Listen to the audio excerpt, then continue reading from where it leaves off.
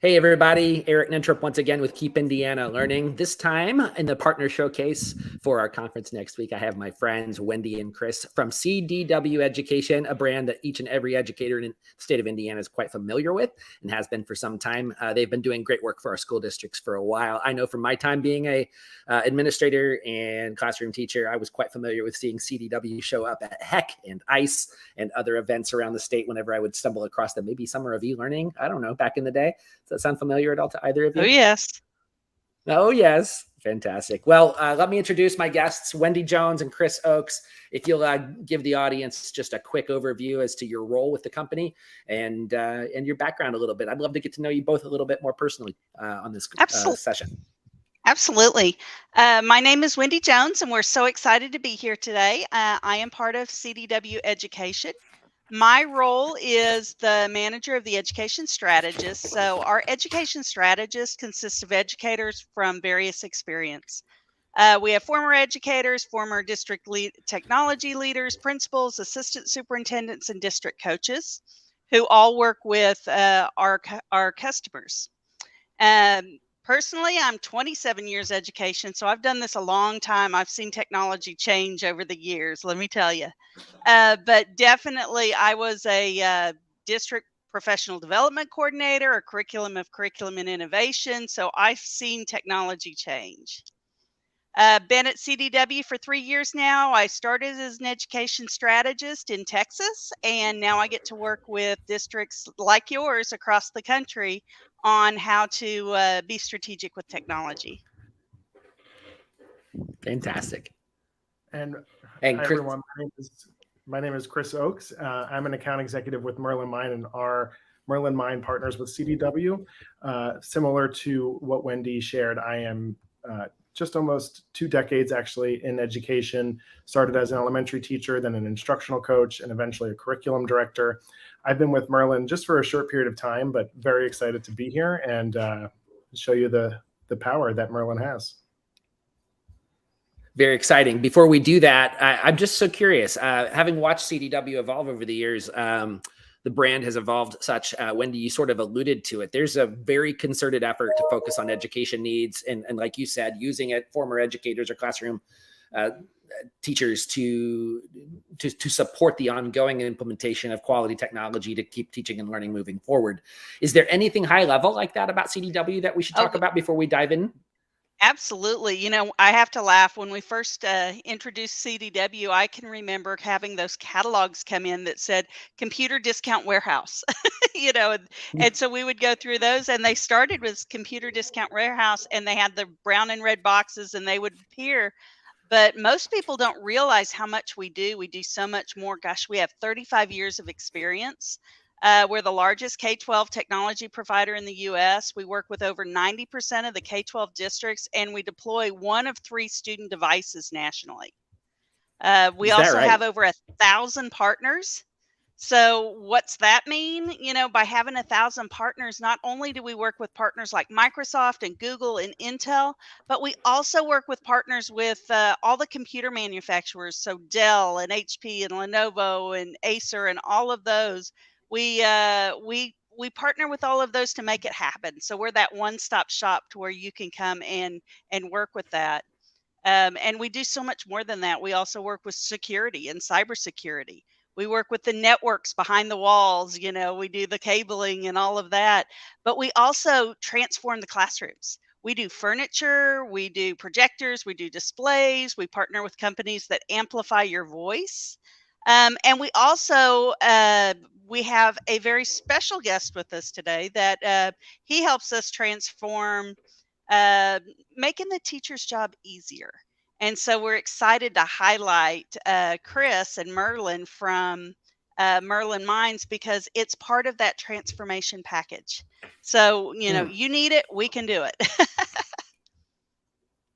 Well, a lot of people need what you guys have these days. The last 2 years, I have to think, have been probably a blessing and a curse to CDW as you guys have reoriented around need and the shifting priorities, the funding, learning from home, blended learning, online learning, going back to the classroom. And like you said, amplifying voice for direct instruction and making sure that things are equitable at home and back in the classroom. So absolutely, we were able to shift easily. Okay, very good. And I imagine Merlin has been a somewhat affected downstream of those big shifts too, in a positive way. And I'm excited to learn more. Sure. So I'll jump right in. So actually, Merlin is pretty new to the scene, coming to the scene kind of during the pandemic. So one of the first things though that drew me to Merlin when I first saw it was I literally said out loud, I needed that in the classroom. I wanted to have it.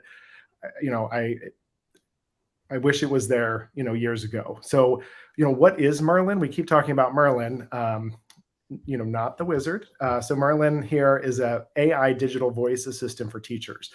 And so if you want to search for a presentation without touching your computer, all you have to do is say, hey, Merlin, search for my ecosystems presentation.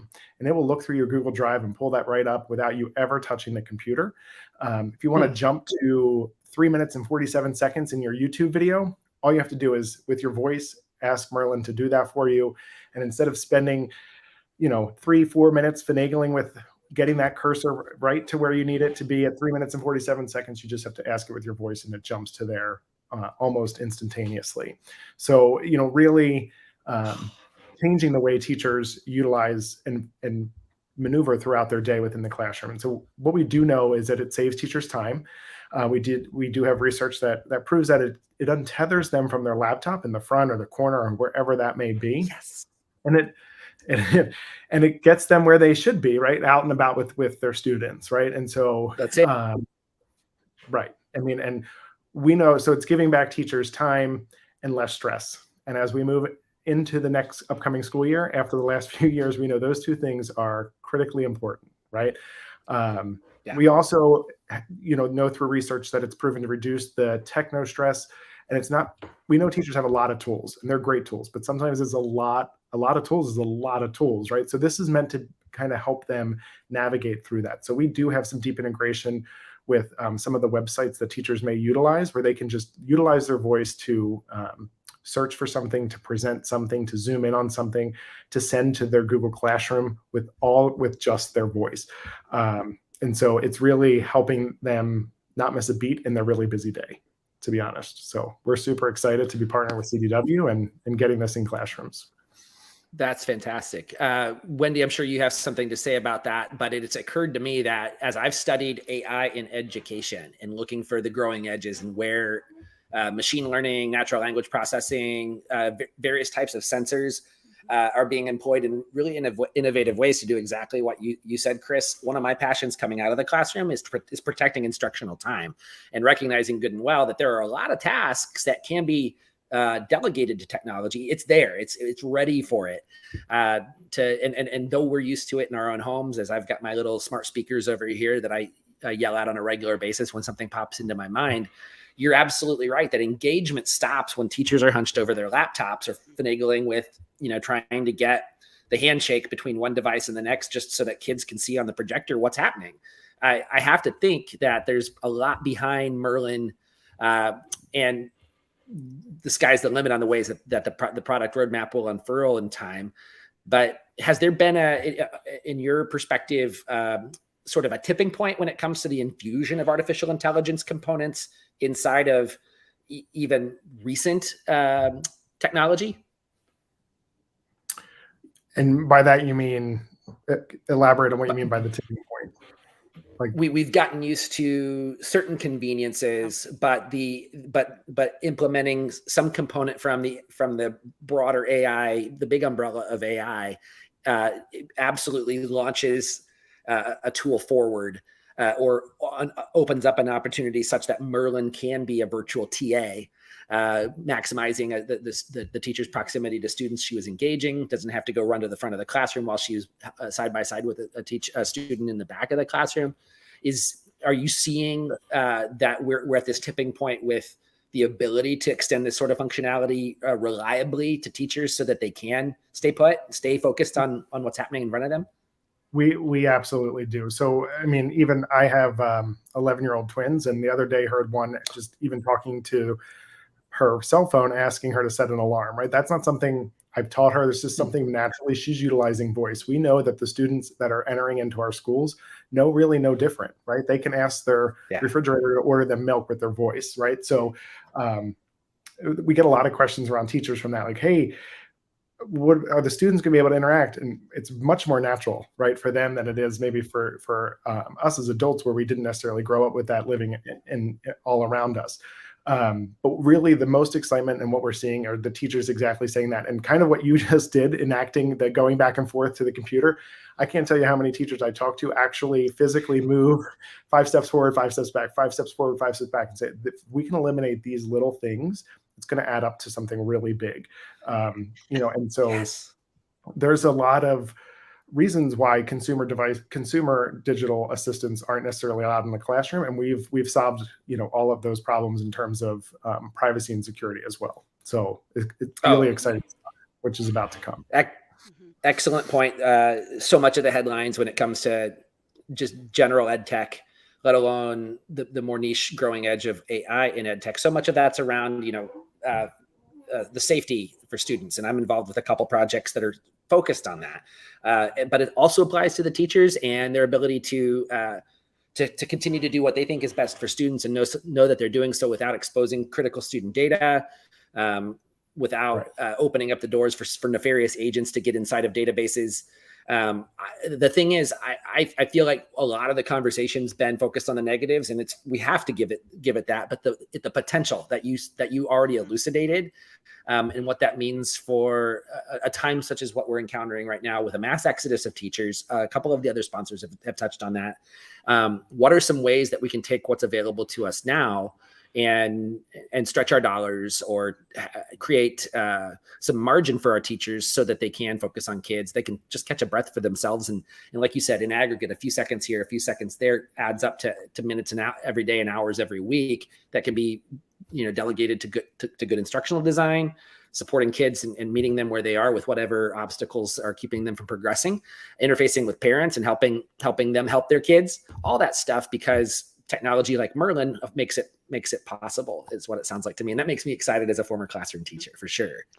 Yeah. Well, just imagine, you can be sitting there doing small group with your kids, and look up and see somebody's having trouble. You can look up and say, hey, Merlin, go to, tab 4, and tab 4 has the video, and you can say start in 30 seconds, and it goes in 30 seconds. And suddenly the kids have that where they're doing that, and you can continue a small group. You can say, hey, put a timer on for 10 minutes, and suddenly, so there's so many ways that I think what excites me is that it's really built for the teacher. And with our teachers right now, it's hard out there, and we understand that. And so we want to do something to help make their lives easier. And that's what Merlin does. It's their new best friend. It absolutely is. And then it really works for everybody, but we're seeing some really interesting use cases too, where, like, for example, the art teacher whose hands are often dirty, right? And so being able to use his or her voice, or the music teacher who's playing the piano and saying, next slide, while the music is being projected out for the teacher to read. We actually have the ability to sort of switch between the projection display to a document camera to a casting device, all utilizing your voice. So, oh, you're kidding me.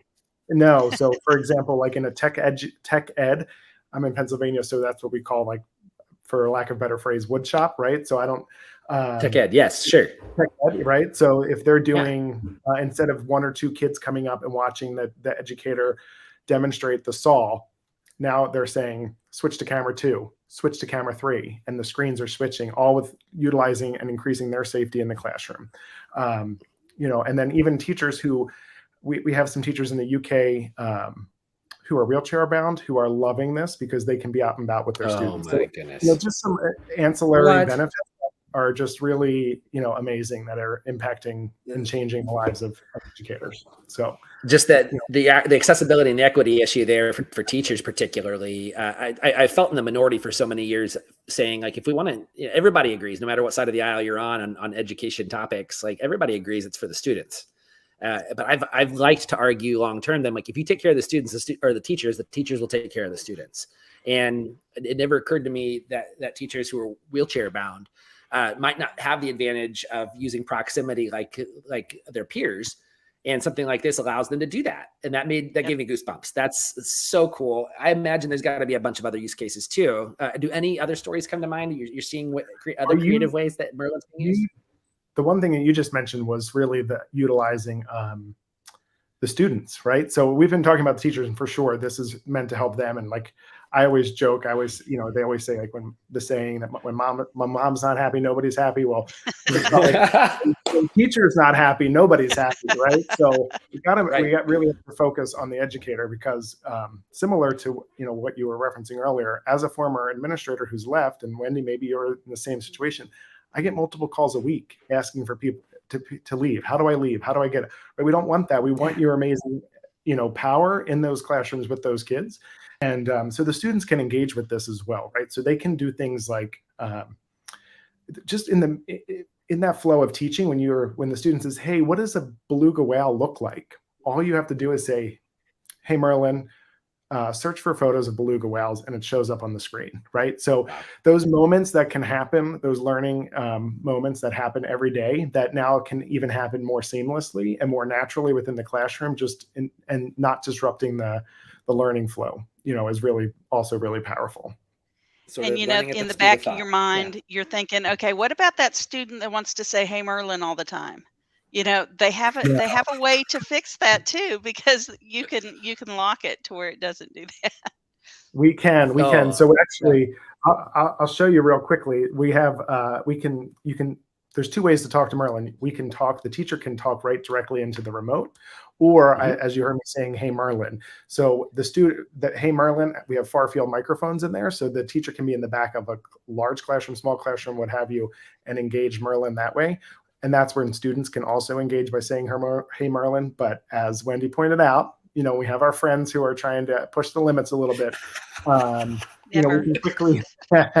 We can quickly mute that, right? And then it eliminates the hey, Merlin option, and then the teacher has full control within the remote. So to be able to, speak into the remote to give the command.